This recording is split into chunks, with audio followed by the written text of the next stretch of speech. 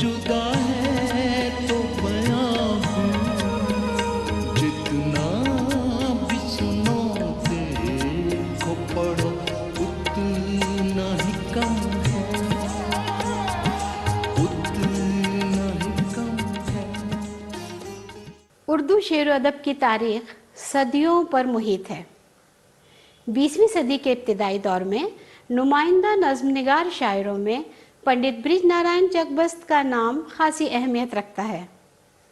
دراصل چک بست ان کا تخلص نہیں بلکہ اس میں خاندانی تھا۔ کشمیری زبان میں زمین کے ایک بہت بڑے حصے یا خطے کو چک کہتے تھے، اور چک آباد کرنے کا رواج آزادی ہند سے قبل تک تھا۔ چک آباد کرنے کے لیے جن آفیسرز کا تعین کیا جاتا تھا وہ چک بست کہلاتے تھے۔ اس طرح ایک عہدے کا نام چک بست کا خاندانی نام ہو گیا۔ کسی زمانے میں پنڈت برج نارائن کے اجداد کشمیر سے ترک وطن کر کے لکھنؤ آ بسے۔ کشمیریوں نے اردو ادب کی بڑی آبیاری کی ہے۔ آپ سوچئے اگر فکشن کو لے لیں تو شروع کرنے والوں میں رتنا در سرشار اور فنیشنگ ٹچز دینے والوں میں سعادت حسن منٹو۔ جدید شاعری کا جس کو پیغمبر کہا گیا ان اے وے میرا جی، وہ بھی کشمیری تھے۔ اسی طرح سے کتنے لوگ جنہوں نے کنٹریبیوٹ کیا ان کا تعلق کشمیر سے رہا ہے۔ برج نارائن چک بست بھی کشمیر الاصل تھے۔ برج نارائن کی ولادت فیض آباد میں ہوئی۔ اس وقت ان کی والدہ اپنے بھائی کے گھر مقیم تھی۔ یہ بات 1882 کی ہے۔ چک بست ابھی 5 ہی برس کے تھے کہ ان کے والد کا اچانک انتقال ہو گیا۔ چک بست کے ماموں پنڈت للیتا پرساد نے، جو اس وقت لکھنؤ میں ملازمت کرتے تھے، اپنی بیوہ بہن اور دونوں بچوں کی تعلیم و تربیت اور پرورش کی ذمہ داری قبول کر لی۔ رواج زمانہ کے مطابق دونوں بچوں کو اردو اور فارسی پڑھانے کے لیے گھر پر مولوی رکھے گئے اور پھر انہیں اسکول میں داخلہ دلایا گیا۔ 1900 میں میٹرک پاس کرنے کے بعد ان دونوں کو لکھنؤ کے کیننگ کالج میں داخلہ ملا۔ 1905 میں بی اے اور 1907 میں LLB کی ڈگری حاصل کی۔ قانون کی ڈگری حاصل کرنے کے بعد پنڈت برج نارائن چک بست جب عملی زندگی میں قدم رکھنے لگے تو انہیں بہت سی مشکلات کا سامنا کرنا پڑا۔ قانون کی ڈگری لینے کے بعد میں نے شہر لکھنؤ کے نامور وکیل شہنشاہ حسین رضوی کی جونیئرشپ میں وکالت شروع کی۔ پھر کچھ عرصے بعد میں نے اپنے ہی مکان میں، جو کشمیری محلے میں واقع تھا، اپنا ذاتی دفتر قائم کر لیا، جس میں بے حد معمولی قسم کا فرنیچر تھا۔ شروع میں میری پریکٹس نہیں چلی۔ میرے دفتر کی حالت میں نے اپنی ایک ربائی میں بیان کی ہے۔ کرسی سے آیا جنبش یک پائی ہے، میز ایسی ہے جیسے کہ پڑی پائی ہے، منشی کا خطر ہے نہ موکل کا گزر، آفس عجب گوشہ تنہائی ہے۔ اسی زمانے یعنی وکالت کے ابتدائی دنوں کے حالات سے متعلق میرا یہ شعر بہت مشہور ہوا، جو میرے اور مجھ جیسے کئی وکیلوں کے حسب حال تھا۔ خواب میں جب ملک الموت مقابل آیا، دل ناشاد یہ سمجھا کہ موکل آیا۔ آئیے تشریف رکھیے۔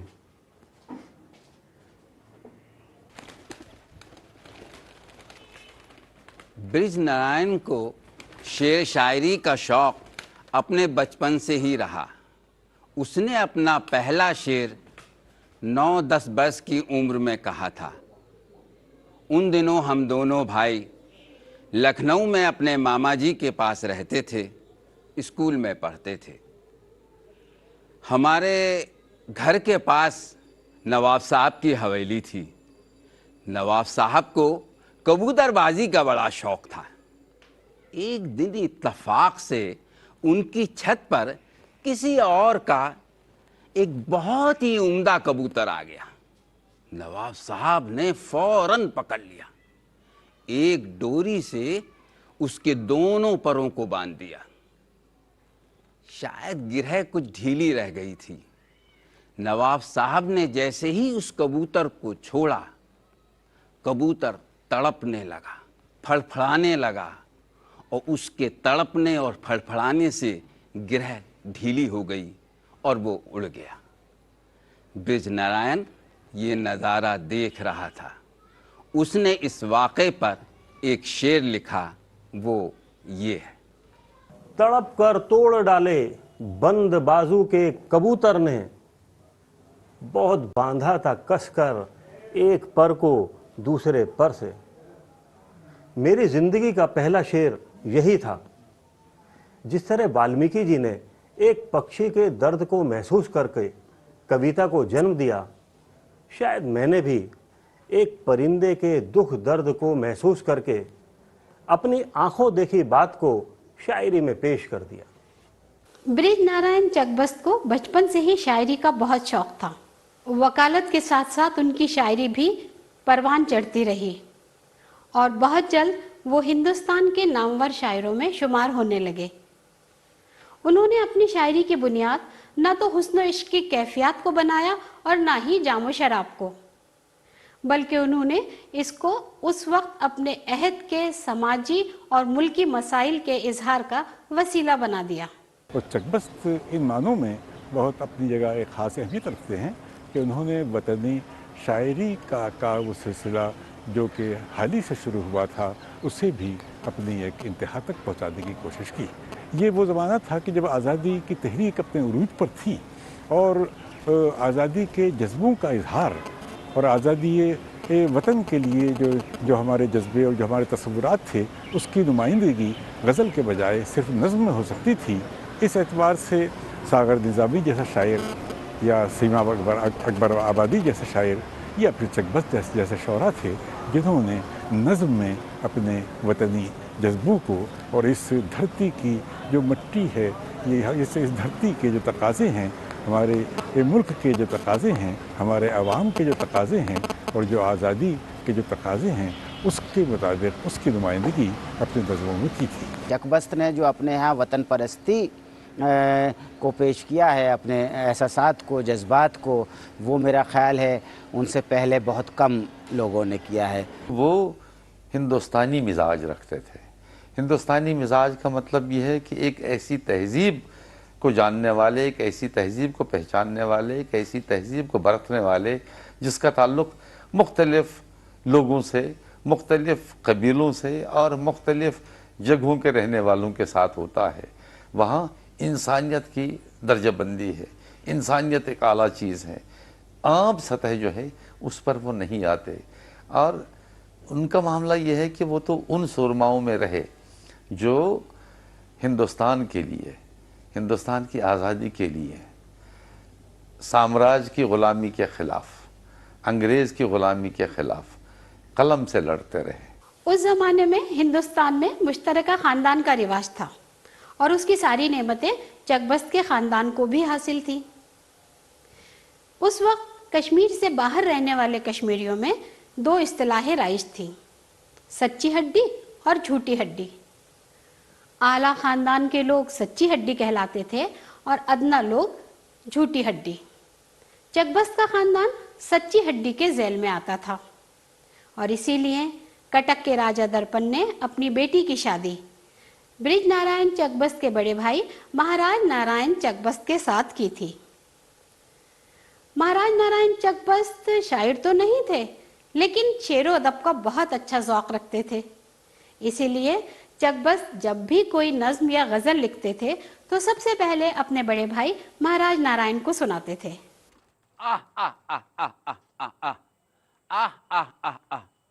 آؤ آؤ برج نارائن، کیا کوئی نئی غزل ہوئی ہے؟ رات کو ایک نظم لکھنی شروع کی تھی جو ابھی مکمل ہوئی ہے۔ یعنی تازہ بتازہ غزل ہے؟ جی، تازہ بتازہ، نو بنو۔ ارشاد فرمائیے۔ بھائی صاحب، یہ نظم میں نے لڑکیوں سے خطاب کیا ہے۔ دراصل میں کچھ باتیں ان کو سمجھانا اور ذہن نشین کرنا چاہتا ہوں جو اس نظم میں کوشش کی ہے۔ لیکن آپ نے یہ تو بتایا ہی نہیں کہ آپ کی اس نظم کا عنوان کیا ہے؟ اس نظم کا عنوان ہے پھول مالا۔ پھول مالا، بہت خوب، بہت اچھا ہے۔ ارشاد۔ روش خام پہ مردوں کی نہ جانا ہرگز، داغ تعلیم پہ اپنی نہ لگانا ہرگز۔ بہت عمدہ، بہت عمدہ، بہت اچھا لکھا ہے۔ نام رکھا ہے نمائش کا ترقی و رفان، تم اس انداز کے دھوکے میں نہ آنا ہرگز۔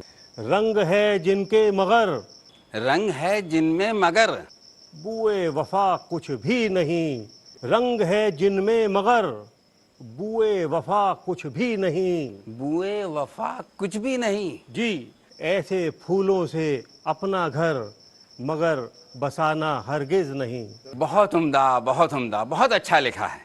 نقل یوروپ کی مناسب ہے مگر یاد رہے، نقل یورپ کی مناسب ہے مگر یاد رہے۔ جی خاک میں غیرت قومی نہ ملانا ہرگز۔ ہاں ہاں، بہت اچھا لکھا ہے۔ رنگ روغن تمہیں یوروپ کا مبارک، لیکن قوم کا نقش نہ چہرے سے ہٹانا ہرگز۔ سبحان اللہ، سبحان اللہ، بہت اچھا لکھا ہے۔ جو بناتے ہیں نمائش کا کھلونا تم کو، ان کی خاطر سے یہ ذلت نہ اٹھانا ہرگز۔ پوجنے کے لیے مندر ہے جو آزادی کا، پوجنے کے لیے جو مندر ہے آزادی کا، اس کو تفریح کا مرکز نہ بنانا ہرگز۔ واہ واہ، پرورش قوم کی دامن میں تمہارے ہوگی، واہ واہ، دامن میں تمہارے ہوگی۔ پرورش قوم کی دامن میں تمہارے ہوگی، یاد اس فرض کی دل سے نہ مٹانا ہرگز۔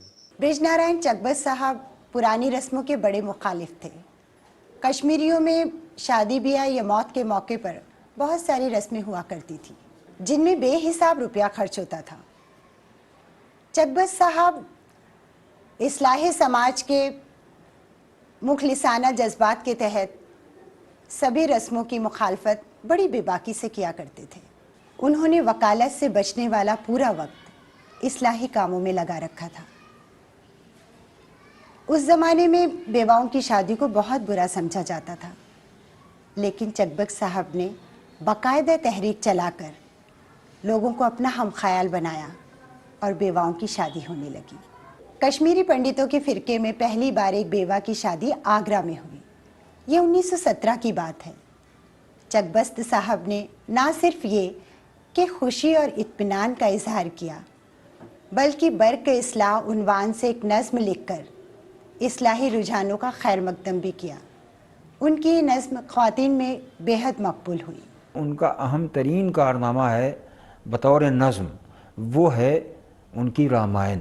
اردو میں اس بہت سی رامائن کے ترجمے بھی ہوئے ہیں، بہت سی اس طرح کی شاعری ہوئی ہے، لیکن جیسی رامائن چکبست کے قلم سے نکلی، اس میں جو روانی ہے، اس میں جو فصاحت ہے، اس میں جو الفاظ کی قدر و بست ہے، وہ بے مثال، اور یہ ان کا بہت بڑا کارنامہ ہے۔ ہمارے ہاں جو مرثیے کی روایت ہے اور مرثیہ مسدس کی شکل حیت میں لکھا گیا، چکبست نے اسے اسی انداز میں رامائن کے ایک سین کو پیش کیا، اور رامائن کے ایک سین سے ایسا لگتا ہے کہ ہم ایک مرثیے کے انداز میں انیس اور دبیر کی روایت کو آگے بڑھا کے بڑھتی ہوئی معلوم ہوتی ہے۔ میں سمجھتا ہوں کہ چکبست اس اعتبار سے اردو کے ایک اہم شاعر ہیں کہ انہوں نے اس نہ صرف مرثیے کی روایت کو بلکہ ہندوستان کی تاریخ کو، ہندوستان کی وطنیت کو، ہندوستان سے کی زمین سے محبت کو، ہندوستان کی تہذیب سے محبت کو بہت آگے بڑھایا۔ اپنی وکالت کے ابتدائی دنوں میں موکلوں کی راہ تکنے والے پنڈت برج نارائن چکبست نے اپنی ذہانت، محنت اور دیانتداری کے بل پر بہت تیزی سے ترقی کے مدارج طے کرنے شروع کیے، اور کچھ ہی عرصے میں وہ لکھنؤ کے نامی گرامی وکیلوں میں شمار کیے جانے لگے۔ چکبست نے شاعری کے علاوہ نثر میں بھی بہت کچھ لکھا ہے۔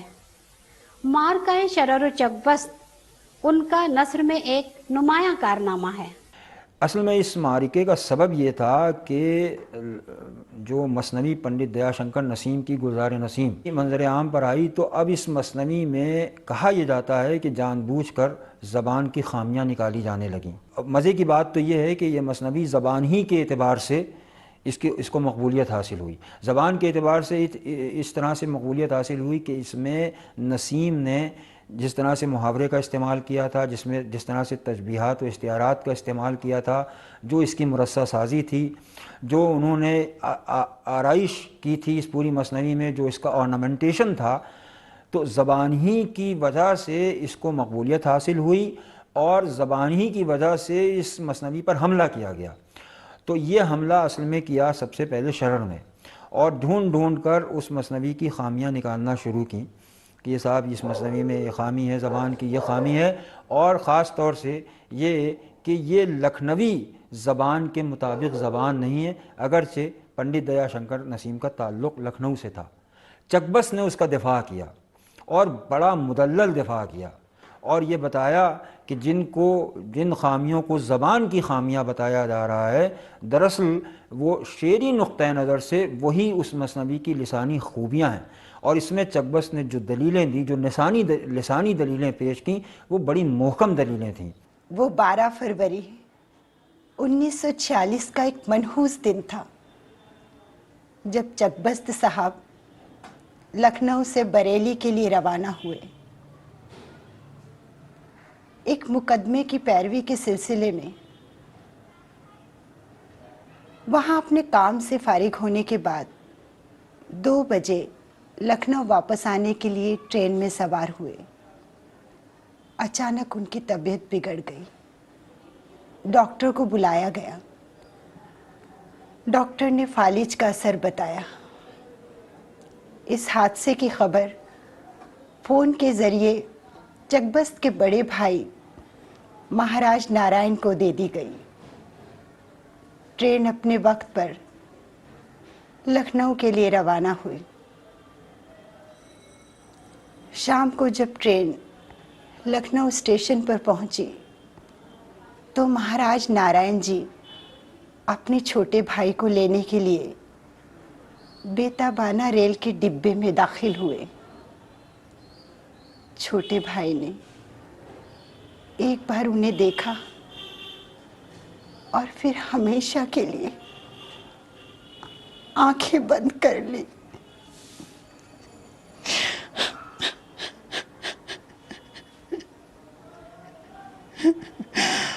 ان کی اچانک موت سے لکھنؤ کے ادبی اور سماجی حلقوں میں صف ماتم بچھ گئی. ان کے غم میں شہر کی ساری عدالتیں بند رہیں. پورا شہر سوگوار ہو گیا. سب کی زبانوں پر چکبست صاحب کی مشہور و مقبول شعر تھا: زندگی کیا ہے عناصر میں ظہوری ترتیب. زندگی کیا ہے عناصر میں ظہوری ترتیب. موت کیا ہے انہی اجزاء کا پریشان ہونا. نزاکت ان میں اتنی تھی کہ وہ الٹی بنیان پہنتے تھے کہ وہ جو اس کی سلائی ہوتی ہے وہ ان کے بدن سے چبھتی تھی. اور انہوں نے ایک بچوں کے لیے لائبریری بھی کھول رکھی تھی اپنے گھر میں. مشاعرے بہت کرواتے تھے گھر میں. کبھی کوئی چیز ان کی بیوی مانگتی تھیں تو ایک نہیں خریدتے تھے. وہ جیسے کوئی ہار مانگا انہوں نے یا کوئی انگوٹھی مانگی تو 4-5 خریدتے تھے، اور جتنی لیڈیز تھیں ملاقات گھر میں سب کے لیے وہ ایک ایک چیز دیتے تھے. یہ نہیں کہ خالی اپنی بیوی کو لا کے دے دی. فیض آباد میں ان کے نام پہ یونیورسٹی میں لائبریری اور یہ سب بنائی گئی ہیں. لکھنؤ میں وہ چکبست روڈ بنی ہے بلرام پور ہاسپٹل کے پاس سے، یہ کیسر باغ تک آتی ہے. لذیذ کھانے کے بہت شوقین تھے، اور وہ ان کو ڈاکٹر نے منع جب کیا کہ کھانا نہیں، تو منشی ان کے لیے بڑھیا بڑھیا کھانا بنا کے لے آتا تو چپے سے کھلا دیتا تھا ان کو. اگر ہم اردو شاعری کی پوری تاریخ پر نظر ڈالیں تو ہمیں اس میں ایک شاعر ایسا نظر آئے گا جس کا کوئی تخلص نہیں، اور وہ شاعر ہے برج نارائن چکبست. نہیں، چکبست ان کا تخلص نہیں ہے، بلکہ چکبست کشمیریوں میں جسے ال کہتے ہیں، یعنی جو اس میں خاندان کا درجہ رکھتی ہے، وہ نام ہے، وہ ایک پہچان ہے، اور اسی سے ان کی پہچان بنی، اور وہی تخلص کا بدل ثابت ہوا جبکہ وہ تخلص نہیں ہے. چکبست کا زمانہ ہندوستان میں آنے والی بڑی تبدیلیوں کا زمانہ تھا. बहुत तेज़ी से मुल्क के हालात बदल रहे थे। हालांकि उस ज़माने में मुल्क पूरी तरह ग़ुलामी की जंजीरों में जकड़ चुका था, लेकिन उस ग़ुलामी से आज़ाद कराने के लिए जद्दोजहद भी पूरी शिद्दत के साथ जारी थी और उसमें समाज का हर तबका अपना अपना ख़ास रोल अदा कर रहा था। शायरों ने रिफॉर्म के ज़रिए और समाजी इस्लाह के जज्बे के साथ और कौमी और वतनी शायरी के ज़रिए से मुल्क के लोगों में एक ख़ास जज्बा पैदा करने के लिए जद्दोजहद की। उसी जद्दोजहद का एक हिस्सा चकबस्त की शायरी है। चकबस्त ने इसके लिए कौमी और वतनी नज़में लिखी, समाजी इस्लाह के लिए उन्होंने बहुत सारी नज़में लिखी। हालांकि इसका सिलसिला हाली और शिबली से शुरू हो चुका था, लेकिन अगली कड़ी हमारे पास चकबस्त मिलते हैं, ब्रज नारायण चकबस्त।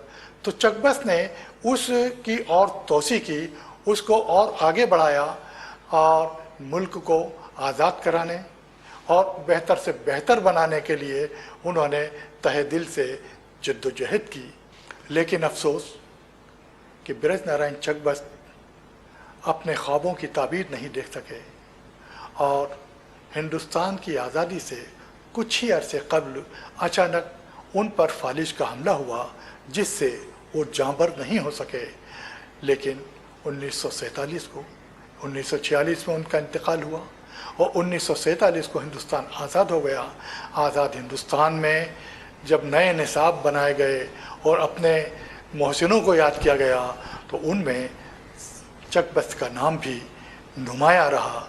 आज चकबस्त हमारी शायरी की तारीख़ का एक हिस्सा बन गए हैं। वो अपनी मिसाल आप हैं और कौमी और वतनी शायरी और समाजी इस्लाह की शायरी का जब जब जिक्र होगा तब तक ब्रज नारायण चकबस्त और उनकी शायरी की अहमियत भी बाकी रहेगी।